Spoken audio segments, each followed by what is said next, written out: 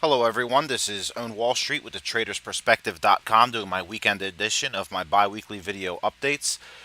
This is the 30-minute time frame, and I was referencing this in my last video. I was actually taking a look at it a few minutes ago just to see where I left off in the levels I had previously identified, just to make sure everything was copacetic. So here we were basically discussing the U.S. dollar maintaining this 50-period simple moving average, the black line here. And I had said that I saw some further upside, and you know, in general, I was correct. So we did end up maintaining this uptrend line here. We broke below this 50, only to come back above again.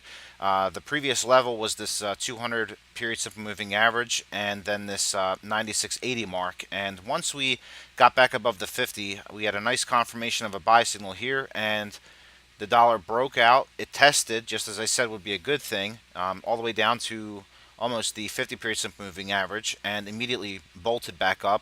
And price proceeded to go higher. We had a nice strong gap up here on the 30-minute time frame.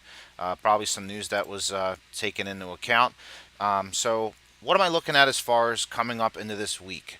In general, I'm thinking we're going to see some downside. We are going to be testing this 96.80 mark. That's been a level that's kind of acted as a support and resistance.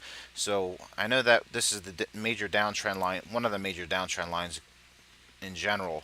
So we have quite a few that we've been battling with. But I've noticed that we had a little bit of a descending pattern here with the trend line just indicating where the sell pressure was going to be. So I'm going to be looking for the US dollar to retrace a bit. Number one, fill this gap area here, test this 50 period simple moving average, and possibly this little uptrend line here. So zooming in, what I did was I just took a trend line and marked this area here, and then identified that wedge pattern. And once we broke out, got above this 50 period simple moving average here.